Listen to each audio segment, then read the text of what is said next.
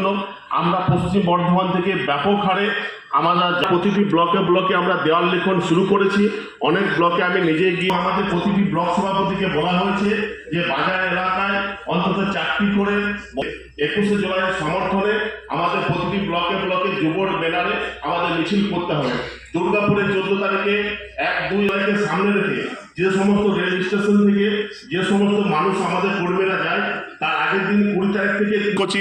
জয় হিন্দ, বন্দে মাতরম। তৃণমূল কংগ্রেস জিন্দাবাদ, তৃণমূল যুব কংগ্রেস জিন্দাবাদ, জননেত্রী মমতা ব্যানার্জি জিন্দাবাদ, অভিষেক ব্যানার্জি জিন্দাবাদ। জয় বাংলা। পূর্ব বর্ধমান জেলা পরিষদের সভাধিপতি মঞ্চ প্রবিষ্ট মাননীয় মন্ত্রী অরূপ বিশ্বাস মহাশয় এবং সহ সকল মন্ত্রিত্ববর্গ এবং সম্মানীয় ব্যক্তিবর্গ, আমাদের পূর্ব বর্ধমান জেলায় পঞ্চায়েত সদস্য রয়েছে প্রায় 4410 এবং 66টি জেডপি, এই মিলিয়ে প্রায় সব পৌরসভা সব মিলিয়ে প্রায় আমাদের জনপ্রতিনিধির সংখ্যা প্রায় ধরুন 6000-এর কাছাকাছি। দল ছিল বলে আমরা ক্ষমতায় এসেছি, দল ছিল বলে আমরা জনপ্রতিনিধি হয়েছি, একটু সকলে আমরা পৌঁছাতে হবে, এইটা কিন্তু আমি অনুরোধ করছি সকলকে। অনেকে বলেন দেখেছি আমাদেরই জনপ্রতিনিধিরা যে ওরা যারা দলের পদে আছে তারা যাবেন, সেটা নয়, দল আমাদেরকে এই পদে এনেছে, সকলে এটা খেয়াল রাখবেন। জয় হিন্দ, বন্দে মাতরম। মমতা ব্যানার্জি জিন্দাবাদ ও জিন্দাবাদ। পশ্চিম বর্ধমান জেলা পরিষদের সভাধিপতি মাননীয় বিশ্বনাথ বাউরি। নমস্কার। আজকে পূর্ব মন্ত্রীগণ, বিধায়কগণ এবং আমাদের ত্রিস্তর পঞ্চায়েতের সহ আমাদের যারা কাউন্সিলর মেয়র আছেন সকলকে আমার শ্রদ্ধা। আপনারা জানেন যে 21শে জুলাই আমাদের কাছে একটা আবেগের দিন, বিশেষ করে তৃণমূল কংগ্রেসের দল যারা আমরা করি, আমরা মানুষ তার গণতান্ত্রিক পবিত্র ভোটাধিকার প্রয়োগ করছেন এবং আমাদের দৃঢ় বিশ্বাস মানুষ উন্নয়নের স্বার্থে ভোট দেবেন এবং তৃণমূল কংগ্রেস এবং মমতা ব্যানার্জির পক্ষেই ভোট দেবেন।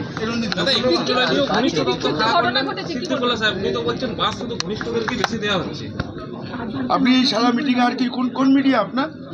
হ্যাঁ, ওই কারণে আর কিছু খুঁজে পেলেন না। এত কথা বললেন, এত মানুষের যেতে হবে, সিপিএমের অত্যাচারের কথা বললেন, বিজেপির বিরুদ্ধে বললেন, সেগুলো আপনার কিছু মনে হলো না। উনি বললেন যে সবাইকে, তো স্বাভাবিক সবাই বলতে পারে, একজন বিধায়ক তাদের তো বক্তব্য থাকতেই পারে। এটা দিয়ে কি আছে, আমরা তো বলেছি প্রাইভেট বাস, আমরা সরকারি বাসে পয়সা দিইনি, বলেছি যত বেশি করে প্রাইভেট বাস পাওয়া যায় তাই, কারণ আমরা জানি যে রেল কেন্দ্রীয় সরকার বিমাত্রিসূল আচরণ করছে, কোনো জায়গা থেকে সব রেল তুলে নিচ্ছে যাতে তৃণমূলের, আরে রেল বন্ধ করে কি তৃণমূলের সভা আটকানো যায় নাকি? কোনোদিনও আটকানো যাবে না।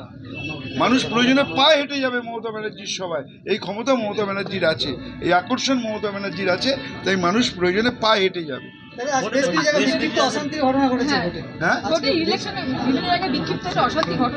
না, এরকম কোনো খবর আমাদের কাছে নেই।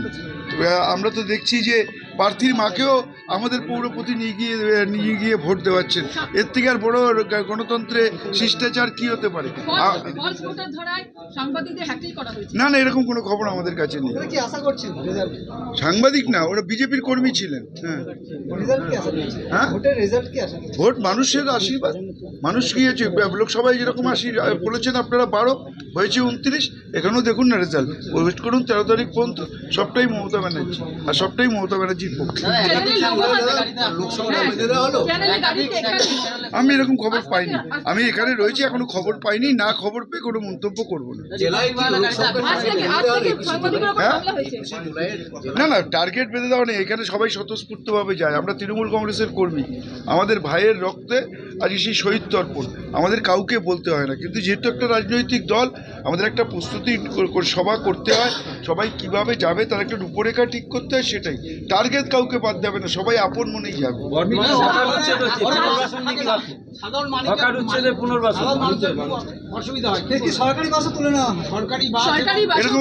এরকম খবর আপনাদের কাছে আছে, আমাদের কাছে নেই। আপনারা যত নেগেটিভ প্রচার করুন, মানুষ তো যদি অসুবিধা হতো তাহলে কি মানুষ মমতা ব্যানার্জির পক্ষে থাকতো? মানুষ মমতা ব্যানার্জির পক্ষেই আছে। আমার কাছে খবর নেই, আমি খবর পেলে আমাদের মাননীয় মুখ্যমন্ত্রী বলেছেন 1 মাসের মধ্যে তিনি সময় দিয়েছেন, আমাদের একটা কমিটি করে আমরা রূপরেখা তৈরি করছি, তারপরে সবাইকে আমাদের সরকারের মূল বক্তব্য হচ্ছে কোনো মানুষের যাতে বেকার না হন সেই দিকে আমাদের লক্ষ্য রাখা, কিন্তু তার সঙ্গে পথ নির্দেশিকা মেনে যাতে অ্যাক্সিডেন্ট না হয় সেই দিকে লক্ষ্য রেখে যাতে সবাই মানুষও পথচারীও চলাফেরা করতে পারে, হকার ভাইরাও ফেরি করতে পারে, তারই একটা রূপরেখা তৈরি হচ্ছে। সরকারি